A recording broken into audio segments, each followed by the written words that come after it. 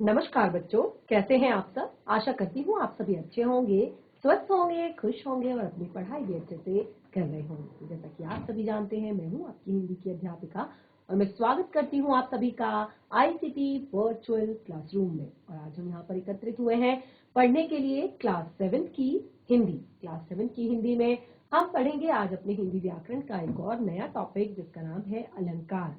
तो देखिए, अलंकार जो है आपने पहले भी पढ़े होंगे। और अलंकार क्या होता है, अलंकार की परिभाषा, और कैसे हम अपने किसी भी, एक तरह से आपने देखा होगा जब आप कोई भी कविता पढ़ते हैं, कोई भी कहानी पढ़ते हैं, तो उसमें आप लास्ट में, एंड में जब आप प्रश्न उत्तर करते हैं तो आपको पूछा जाता है कि इस वाक्य में कौन सा अलंकार है।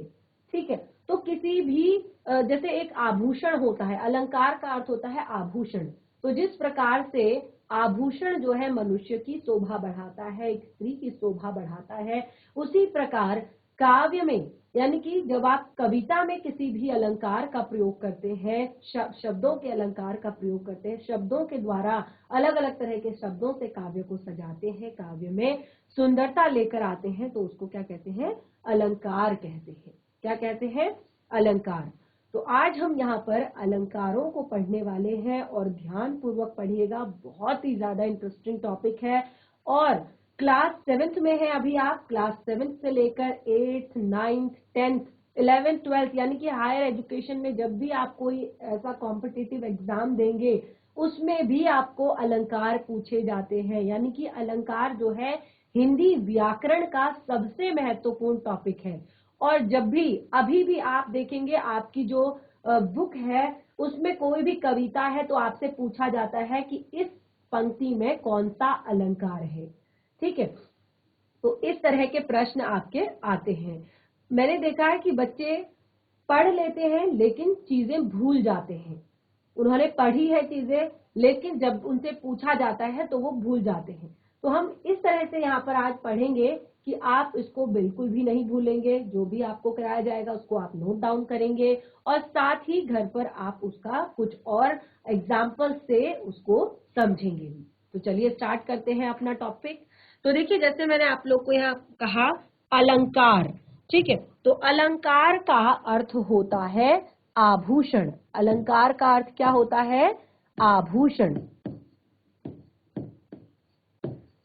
आभूषण क्या होते हैं, जो हम स्वर्ण आभूषण पहनते हैं, ठीक है ना।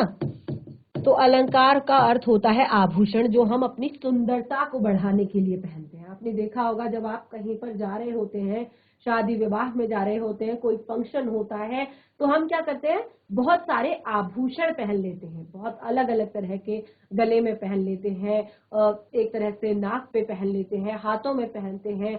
इवन जो पुरुष भी होते हैं वो भी अपने गले में चेन, अच्छा सा कड़ा या हाथ में कोई ब्रेसलेट, तो इस तरह के, जो क्या करता है, सुंदरता को और बढ़ा देता है, उसे कहते हैं आभूषण।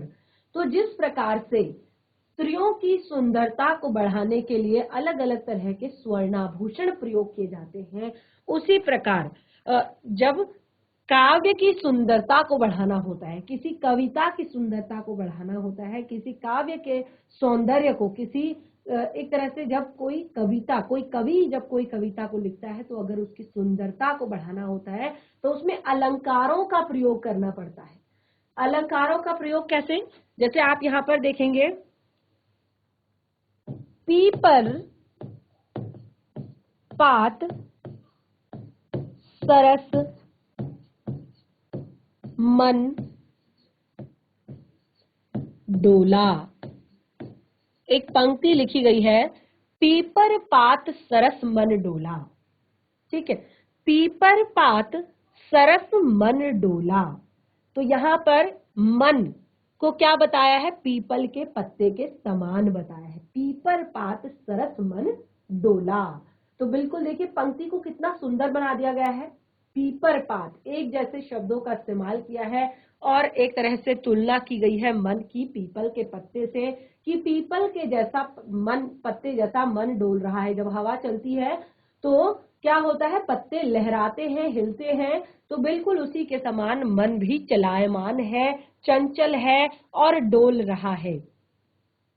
ठीक है, तो यहां पर आप देखेंगे एक और पंक्ति में लिखती हूं आपके लिए, तरनी तनुजा, तरनी तनुजा तट तमाल तरुवर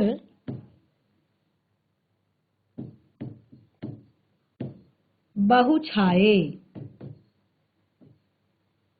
तरनी तनुजा तट तमाल तरुवर बहु छाए। एक और पंक्ति देखिए, तो अब यहाँ पर आप क्या देख रहे हैं, तरनी तनुजा तट तमाल तरुवर, यानी कि त त त त त आपके जो 5 शब्द हैं, 5 जो अलग अलग शब्द हैं, उनकी शुरुआत, उनका जो पहला वर्ण है वो एक ही है। आप क्या देख रहे हैं, तरनी तनुजा तट तमाल तरुवर बहु छाए। तो देखिए कितना सुंदर लग रहा है जब हम इस पंक्ति को पढ़ रहे हैं। ठीक है, इसी तरह से यहाँ पर मैंने आपको क्या बोला, पीपर पात सरस मंडोला, और यहाँ पर यानी कि अलग अलग तरह से काव्य को सुंदर बनाने की कोशिश की गई है। अलग अलग तरीके से काव्य में एक तरह से चमत्कार उत्पन्न करने की कोशिश की गई है, काव्य को सजाने की कोशिश की गई है कि कैसे ये काव्य और सुंदर बने। तो अलग अलग तरीका है, जैसे यहाँ पर कह दिया पीपर पात, पीपर पात यानी कि पीपल के पत्ते की तरह, सरस मन डोला के जैसा। ठीक है, अब यहाँ पर क्या कर दिया, तरनी तनुजा तट तमाल तरुवर बहु छाए।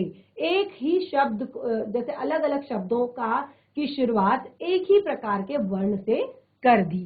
ठीक है, एक और मैं आप यहाँ पर लिख देती हूँ आपके लिए, तू मोहन के उर्वशी, तू मोहन के उर्वशी है, उर्वशी समान, उर्वशी समान। देखिए फिर से एक पंक्ति जिसमें आप देखेंगे 2 शब्दों का प्रयोग किया गया है, तू मोहन के उर्वशी है, उर्वशी समान। अब देखिए जो उर्वशी शब्द है, जो उर्वशी शब्द है ये स्वर्ग की अप्सरा है। उर्वशी कौन है, स्वर्ग की अप्सरा है। लेकिन 2 शब्दों का प्रयोग किया गया है, 2 उर्वशी शब्दों का प्रयोग किया गया है। कैसे आप देखेंगे, तू मोहन के उर्वशी है, उर्वशी समान। तो उर्वशी, उर का अर्थ होता है हृदय, बसी का अर्थ होता है बसना या समाना।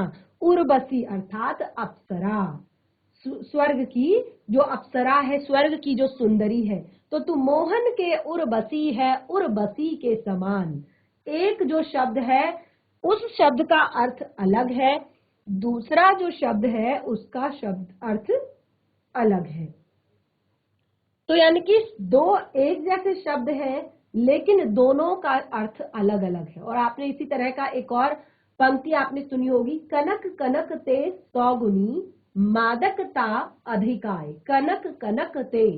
तो कनक कनक एक जैसे शब्दों को 2 बार यूज किया है। ये सब क्यों किया गया है, ये सब इसीलिए किया गया है ताकि काव्य में चमत्कार उत्पन्न हो, काव्य सुंदर लगे, काव्य पढ़ने में अच्छा लगे, सुनने में अच्छा लगे, उसका भाव ज्यादा अच्छे से लोगों के सामने क्लियर हो सके। तो अभी तक आपने क्या सीखा अलंकार के बारे में, 3 आपको एग्जाम्पल मैंने यहाँ पर दे दिए। अब इसकी हम परिभाषा लिख लेते हैं, किसकी, अलंकार की। तो चलिए सबसे पहले परिभाषा लिखिए।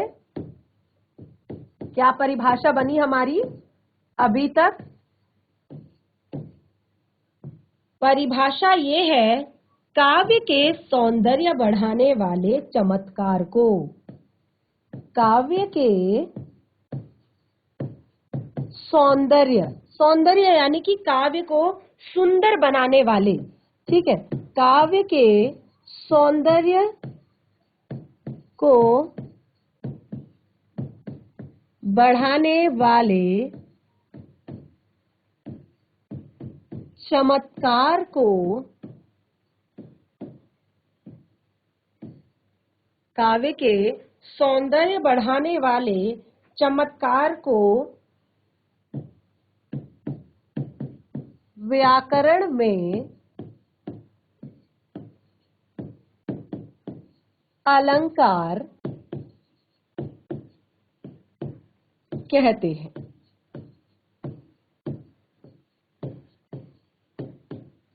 काव्य के सौंदर्य को बढ़ाने वाले चमत्कार को व्याकरण में अलंकार कहते हैं। ठीक है, तो ऐसा चमत्कार जो काव्य के सौंदर्य को बढ़ाता है उसे अलंकार कहते हैं। तो यहाँ पर अब हमें इन तीनों एग्जाम्पल से, यानी कि तीन तरह के हमने यहाँ पर वाक्य पढ़े, तो हमने यहाँ पर देखा कि अलग अलग तरह से काव्य को सुंदर बनाने की कोशिश की गई है, अलग अलग तरह से काव्य में चमत्कार उत्पन्न करने की कोशिश की गई है। उसी के आधार पर हमने यहाँ पर परिभाषा लिखी। अब यहाँ पर क्योंकि मैंने आपको तीन अलग अलग एग्जाम्पल दिए, तीन अलग अलग उदाहरण दिया, और आप देख सकते हैं तीनों में अलग अलग तरह से काव्य को सजाया गया है, काव्य में चमत्कार उत्पन्न करने की कोशिश की गई है। जैसे मैंने कहा, पीपर पात सरस मन डोला। ठीक है, तो यहाँ पर अलग तरह से काव्य को सजाने की कोशिश की गई है। यहाँ पर मैंने आपको कहा कि शब्द सारे अलग हैं, लेकिन प्रथम वर्ण देख सकते हैं आप, सबका सेम है। तरनी तनुजा तट तमाल तरुवर बहु छाए, त त त त त, यानी कि त वर्ण की आवृत्ति एक से अधिक बार हुई है। तीसरे में मैंने आपको बताया कि तू मोहन के उर्वशी है, उर्वशी के समान। शब्द दोनों एक जैसे हैं, लेकिन दोनों शब्द के अर्थ अलग अलग हैं। तो इस तरह से काव्य में जब एक से अधिक तरीकों से काव्य को सजाने की कोशिश की गई है, अर्थात अलंकार अलग अलग टाइप के होते हैं, यानी कि अलंकार के अलग अलग प्रकार होते हैं, तभी तो अलग अलग तरह से उन्हें सजाने की कोशिश की गई है। तो देखिए, अलंकारों के भेद, अलंकारों या अलंकार के भेद। अब देखिए, आपने यहां पर क्या देखा। अब फिर से मैं आपको वापस वहीं पर लेकर जाती हूं। अलंकार के भेद, कैसे हमने अलंकार के भेद बनाए, तो फिर से वापस चलते हैं। आपने यहाँ पर देखा कि कुछ जगह पर शब्दों के आधार पर चमत्कार उत्पन्न करने की कोशिश की गई है, तो कहीं पर अर्थ के आधार पर चमत्कार उत्पन्न करने की कोशिश की गई है।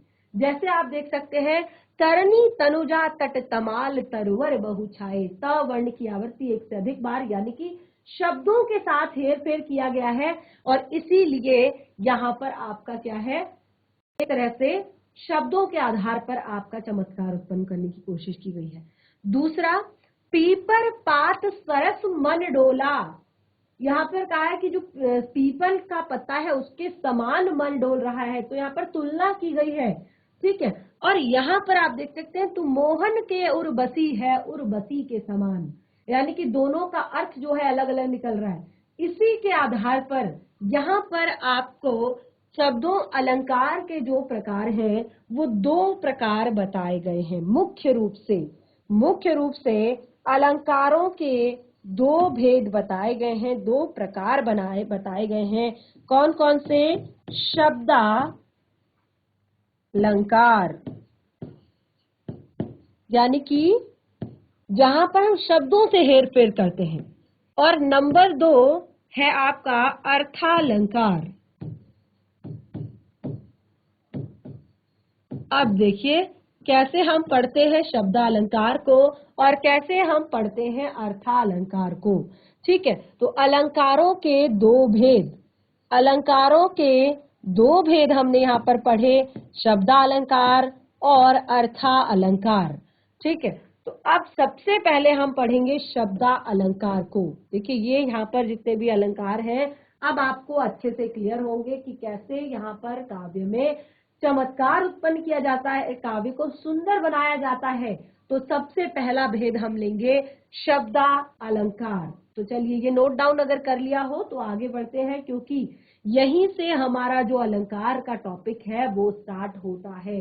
और अलंकार जो है, मैंने आपको बताया कि आज से, जब आप छोटे से होते हैं तब से लेकर आप हाई लेवल के कोई भी आप अगर कॉम्पिटिटिव एग्जाम्स भी देते हैं, वहां पर भी आपको अलंकार बहुत ही ज्यादा महत्वपूर्ण होते हैं, बहुत ही ज्यादा एक तरह से जरूरी होते हैं समझ में आने, क्योंकि वहां पर पूछा जाता है कि इस वाक्य में या इस शब्द में कौन सा अलंकार है। ठीक है, तो चलिए अब हम शब्दालंकार से शुरू करते हैं। पहला भेद, शब्दालंकार।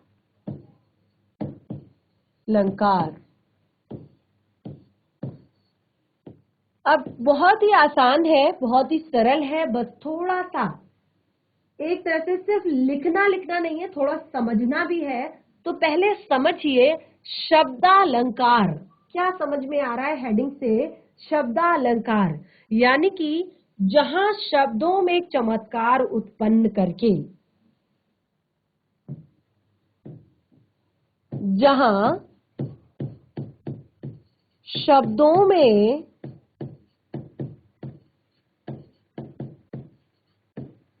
चमत्कार उत्पन्न करके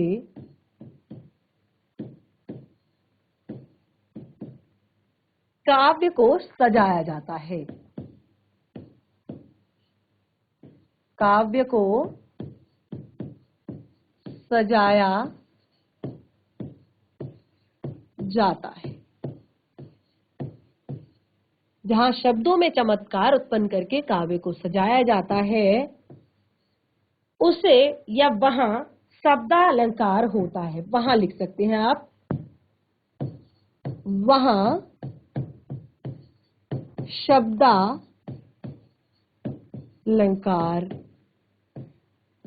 होता है, वहां शब्दालंकार होता है। यानी कि जहां पर काव्य में शब्दों में चमत्कार उत्पन्न करके, ध्यान दीजिएगा, जहां पर काव्य में शब्दों में चमत्कार उत्पन्न करके काव्य को सजाया जाता है, वहां पर शब्दालंकार होता है। अब देखिए आपने देखा कि, आपने यहां पर क्या देखा, एक बार फिर से देख लीजिए। कहीं पर आपने देखा कि एक शब्द को एक से अधिक बार प्रयोग किया गया है, कहीं पर आपने देखा कि बहुत सारे शब्दों के शुरुआत में ही एक जैसे शब्द, एक जैसे वर्ण है। क्या देखा आपने, कहीं पर तो आपने देखा कि एक जैसे शब्दों को एक से अधिक बार प्रयोग किया है, और कहीं पर आपने देखा कि बहुत सारे शब्दों की शुरुआत एक वर्ण से की गई है। यानी कि ये भी अलग अलग तरह से होता है। यानी कि जो शब्दों में चमत्कार उत्पन्न करने की बात है, ये भी अलग अलग तरह से होती है। तो कुछ प्रमुख शब्दालंकार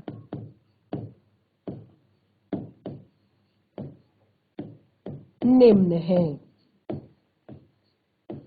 कुछ प्रमुख शब्दालंकार जो है वो निम्न है। कौन कौन से हैं देखिए। अनुप्रास अलंकार,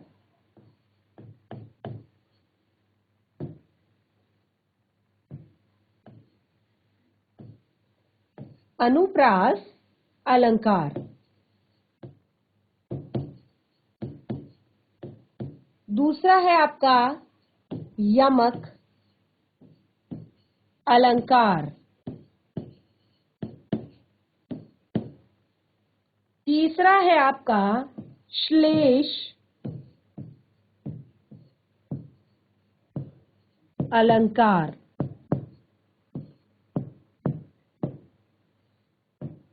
तो देखिए, मैंने आपको बताया कि कहीं कहीं पर हमने देखा कि अलग अलग तरह से शब्दों में भी चमत्कार उत्पन्न करने की कोशिश की गई है।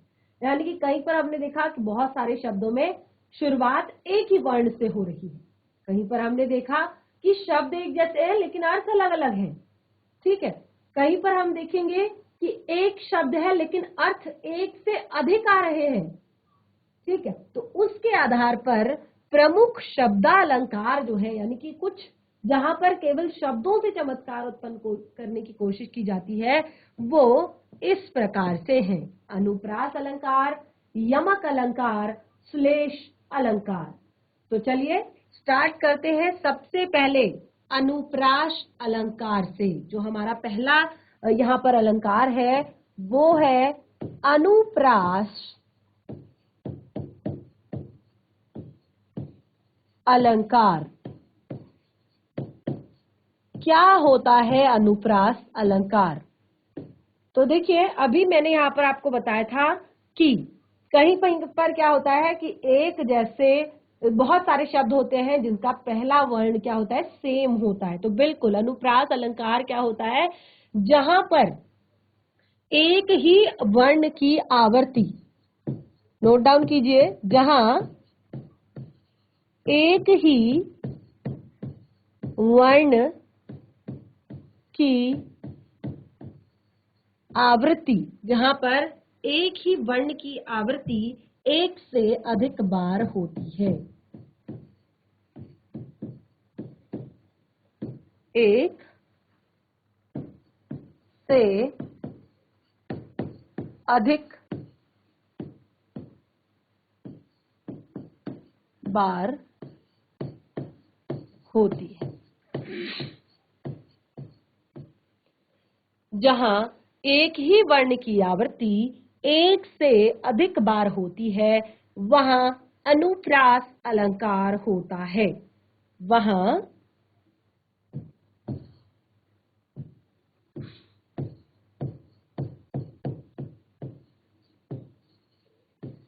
अनुप्रास अलंकार होता है। अब एग्जाम्पल देखिए, हमने कहा जहां एक ही वर्ण की आवृत्ति एक से अधिक बार होती है, यानी कि एक ही वर्ण को एक से अधिक बार प्रयोग किया जाता है। तो बहुत ही सरल, बहुत ही सुंदर सा एग्जाम्पल, जैसे उदाहरण के लिए चारू चंद्र की चंचल किरणें। चारू चंद्र की चंचल किरणें खेल रही थी जलथल में।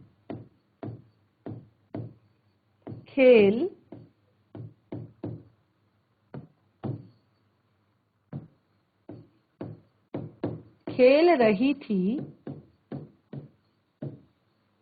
जल थल में। नोट डाउन कीजिएगा, चारू चंद्र की चंचल किरणें खेल रही थी जलथल में। अब यहाँ पर देखिए हमने कहा कि एक ही वर्ण की आवृत्ति एक से अधिक बार होती है। चारू चंद्र चंचल, चारू चंद्र चंचल की जो वर्ण है एक चावर्ण, उसकी आवृत्ति एक से अधिक बार हो रही है। चारू चंद्र की चंचल किरणें खेल रही है थी जलथल में। तो ये क्या है आपका, ये आपका यहाँ पर अनुप्रास अलंकार है। ठीक है, अब देखिए इसका एक और एग्जाम्पल मैंने अभी अभी यहाँ पर आपको बताया था। तरिणी तनुजा तट तमाल तरुवर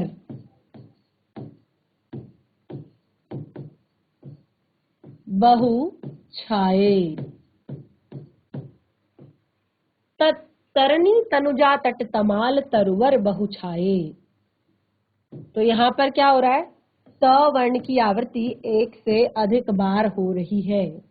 तो ये दो एग्जाम्पल आप नोट करेंगे। चारू चंद्र की चंचल किरणें खेल रही थी जलथल में, तरणी तनुजा तट तमाल तरुवर बहु छाए। तो इस तरह से यहाँ पर अनुप्रास अलंकार को हमने जाना।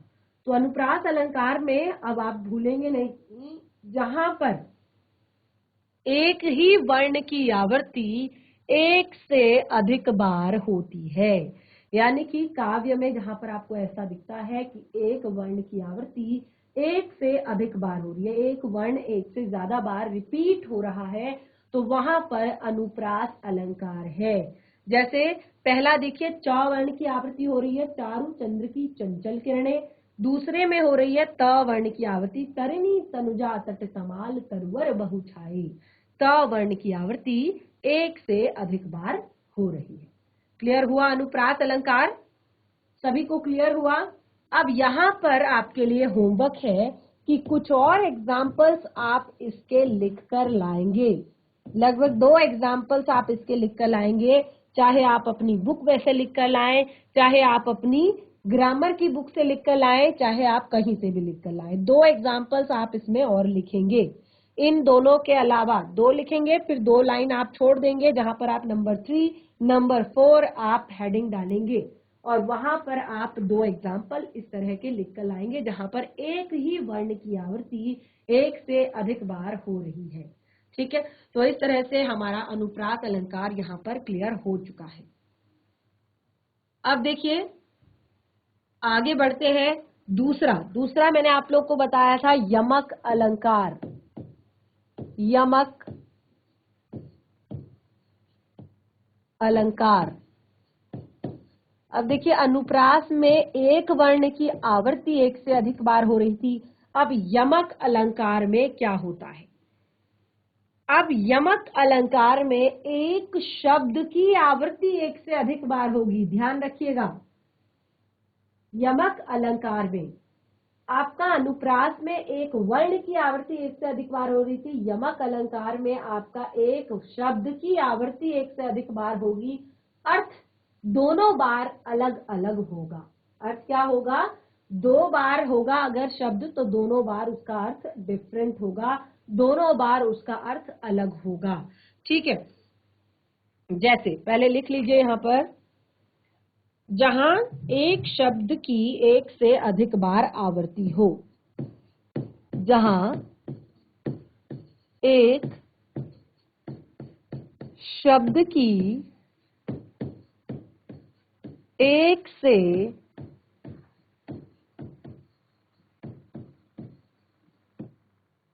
अधिक बार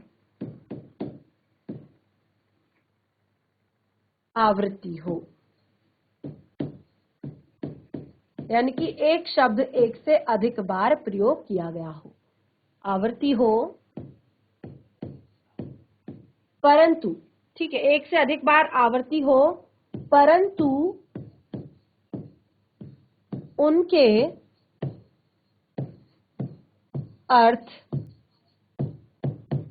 उनके अर्थ अलग अलग हों।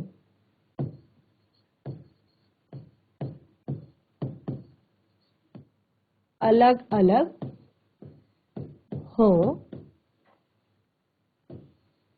यमक या वहां यमक अलंकार होता है। आप लिखेंगे वहां यमक अलंकार होता है। वहां यमक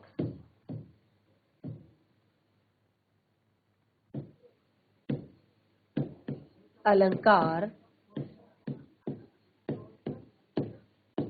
होता है।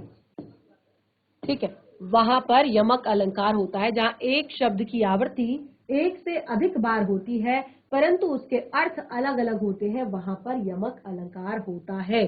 ठीक है, तो ये मैंने आपको बताया। तो चलिए एक बार यहाँ पर हम एग्जाम्पल से देख लेते हैं। बहुत ही सुंदर सा, बहुत ही प्यारा सा एग्जाम्पल। उदाहरण के लिए, काली घटा का घमंड। काली घटा का घमंड घटा।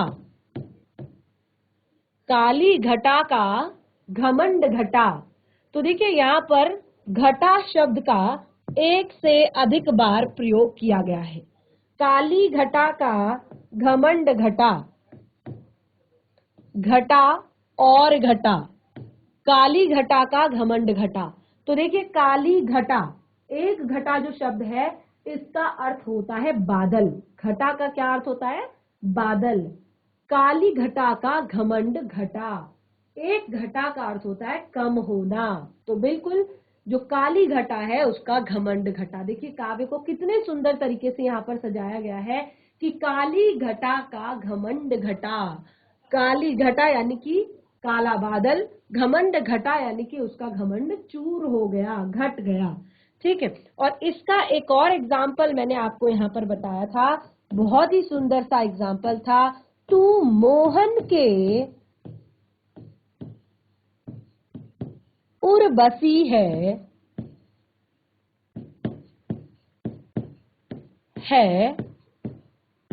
उर्वशी के समान।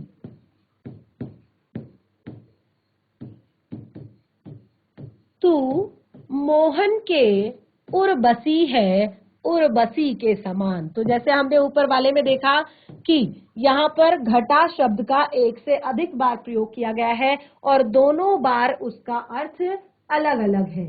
तो बिल्कुल इसी तरह से तू मोहन के उर्वशी है उर्वशी के समान, तो यहाँ पर उर्वशी शब्द का एक से अधिक बार प्रयोग हुआ है और दोनों बार उसका अर्थ अलग अलग है। तो हमने यहाँ पर यमक अलंकार में यही बताया था कि जहां पर एक शब्द की आवृत्ति एक से अधिक बार होती है और उनके अर्थ अलग अलग होते हैं, वहां पर यमक अलंकार होता है। तो दो एग्जाम्पल हमने यहाँ पर दे दिए यमक अलंकार के, और बहुत ही ज्यादा इंटरेस्टिंग ये अलंकार टॉपिक हमारा है। तो बिल्कुल आप इसको घर पर जाएंगे और एक बार फिर से खुद से इसमें एक और दो एग्जाम्पल और लिख कर लाएंगे, यानी कि इसके साथ आप चाहे आप कहीं से भी लिखें, दो एग्जाम्पल आप इसमें और लाएंगे। जैसे दो एग्जाम्पल मैंने आपको बताए हैं, ऐसे ही दो एग्जाम्पल आप जरूर आपको मिलेगा। आप यदि अपनी कॉपी अपनी एक तरह से बुक जो है आपकी, उसमें आप कोई भी कविता पढ़ेंगे या एक्स्ट्रा कोई अगर आप बुक्स पढ़ते हैं तो उनमें अगर कोई कविता पढ़ेंगे तो आपको अलंकार हर कविता में दिखाई देगा। तो यहाँ पर दो एग्जाम्पल से हमने यमक अलंकार को भी क्लियर कर लिया है, बहुत अच्छे से हमने यमक अलंकार पढ़ लिया। तो ये जो होमवर्क है इसको जरूर ध्यान रखें, नोट डाउन कर ले। दो एग्जाम्पल लिखने के बाद दो लाइन जरूर छोड़ दें अपने घर से करके लाने के लिए। अब नंबर 3 मैंने आपको बताया था, तीन तरह के अलंकार यहाँ पर बताए थे, अनुप्रास अलंकार, यमक अलंकार और श्लेष अलंकार, जिसमें अनुप्रास हमने पढ़ लिया है, यमक हमने पढ़ लिया है, और दोनों अलग अलग अलंकार हैं और दोनों की अलग अलग विशेषताएं हैं। और सबसे मेन जो बात है, क्योंकि ये शब्द अलंकार है, यानी कि यहाँ पर काव्य में शब्दों के माध्यम से चमत्कार उत्पन्न करने की कोशिश की गई है, तो इसीलिए देख सकते हैं आप दोनों ही जो एग्जाम्पल्स थे उसमें शब्द ही चमत्कार उत्पन्न कर रहे थे, कहीं पर अलग अलग अर्थ देकर, कहीं पर एक ही तरह के वर्णों का उपयोग करके। तो अब हम पढ़ते हैं अपना तीसरा अलंकार जिसका नाम है श्लेष अलंकार। तो चलिए,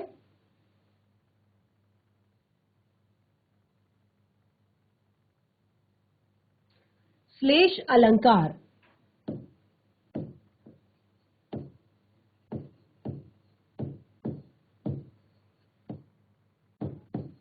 अब देखिए श्लेष का क्या अर्थ होता है।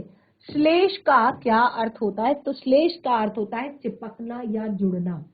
ठीक है, श्लेष यानी कि चिपका या जुड़ा हुआ। तो पहले एक बार समझ लीजिए श्लेष अलंकार होता क्या है, उसके बाद आप एग्जाम्पल जब पढ़ेंगे तब आपको ये अच्छे से क्लियर हो जाएगा।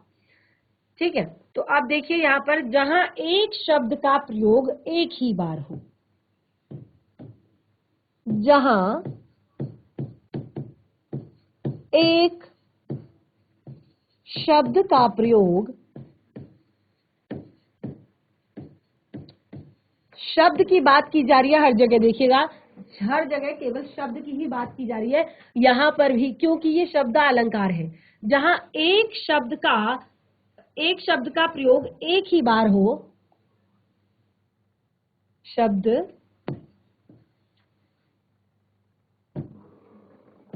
का प्रयोग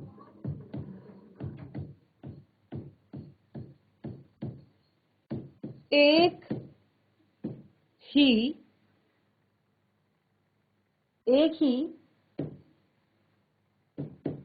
बार हो, परंतु शब्द का प्रयोग तो एक ही बार होता है, परंतु उसके अर्थ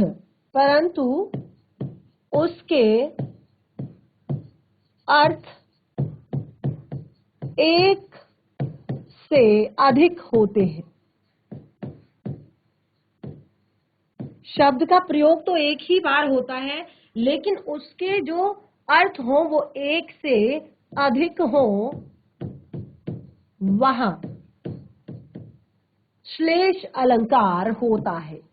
क्योंकि एक से ज्यादा अर्थ जुड़े होते हैं उस पर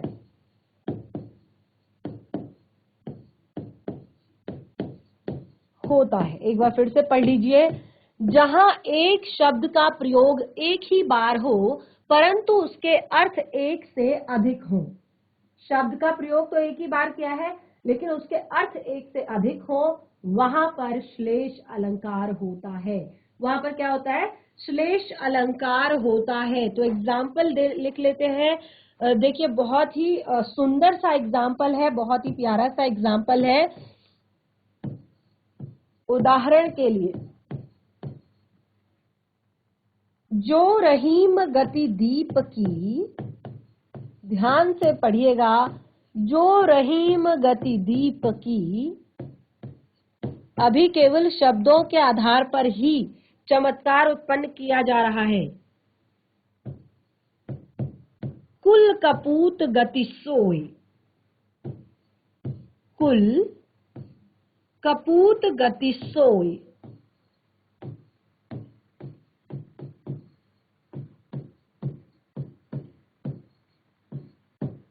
जो रहीम गति दीप की, कुल कपूत गति सोए, बारे उजियारे करे, बारे उजियारे करे,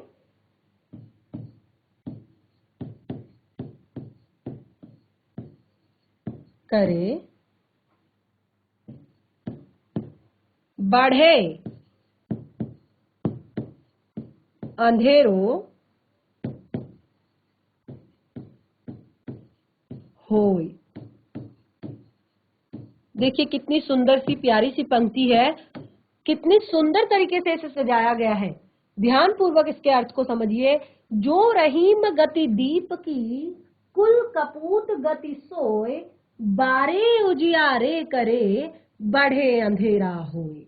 अब यहाँ पर बारे और बढ़े, ये जो दो शब्द हैं, ठीक है, तो यहाँ पर तुलना कर रहे हैं कबीर दास जी।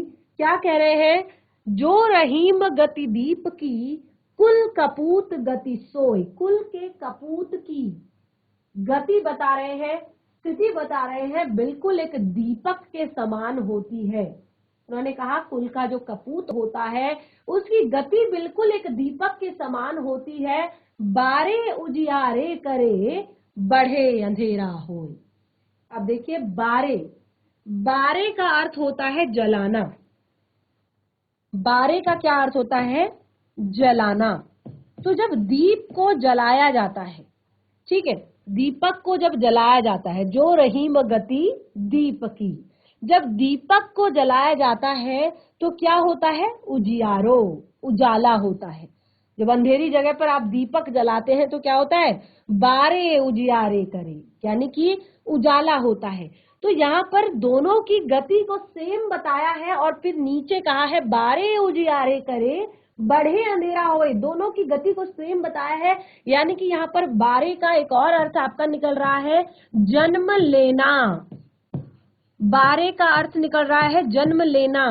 तो जब कुल का कपूत जन्म लेता है, तो देखिए जब बच्चा जन्म लेता है तो उस समय पर नहीं पता होता कि वो कैसा बनेगा आगे जाकर, ठीक है, क्योंकि उसने आज जन्म लिया है। तो चारों तरफ कहते हैं जो रहीम गतिदीप की कुल कपूत, जो पुत्र आता है, एक तरह से पुत्र की, जब पुत्र रत्न की प्राप्ति होती है तो क्या होता है? सब बहुत ज्यादा खुश होते हैं। एक तरह से हाँ कहते हैं ना, ये हमारे कुल का दीपक है। हमारे कुल में इसने रोशनी कर दी, हमारा कुल आगे बढ़ेगा, हमारा कुल खानदान आगे बढ़ेगा। तो बिल्कुल वही देखिए, बारे उजियारे करें, जब बारते हैं यानी कि जब जलाते हैं और जब जन्म लेता है तो उस समय पर दोनों जगह प्रकाश फैल जाता है, उजाला हो जाता है। लेकिन दूसरा देखिए, बढ़े अंधेरा होए, बढ़े अंधेरा हो यानी कि बढ़ने का अर्थ है, एक अर्थ है बुझाना, बढ़ने का एक अर्थ है बुझाना या बुझना, और दूसरा अर्थ है कि बड़ा होना। अब वो कपूत है तो देखिए, अगर वो बड़ा होगा तो वो उल्टे ही काम करेगा, ठीक है। तो एक तरह से बढ़े का अर्थ होता है बुझाना और बढ़े बढ़े का अर्थ होता है बड़ा होना। तो दोनों चीजें यहाँ पर क्या कहा है, शब्द अलग अलग है लेकिन उस शब्द पर एक से अधिक अर्थ चिपके हुए हैं, इसीलिए ये है श्लेष अलंकार, ठीक है। तो देखिए कितना सुंदर हमने यहाँ पर एग्जाम्पल दिया, और आप इसी तरह एक और एग्जाम्पल घर से लिख कर लाएंगे इस पर। यानी कि आज हमने तीन अलंकार पढ़े हैं और एक बाकी में दो दो एग्जाम्पल आपने लिखने हैं, और श्लेष अलंकार में आपने एक और एग्जाम्पल लिखना है। इससे क्या होगा, जो भी पढ़ा है उसकी प्रैक्टिस भी हो जाएगी, समझ भी आ जाएगा। कोई डाउट होगा तो उसे नेक्स्ट सेशन में जरूर क्लियर करें। आगे के पार्ट को कंटिन्यू करेंगे अपने नेक्स्ट सेशन में। तब तक के लिए धन्यवाद। आपका दिन शुभ हो।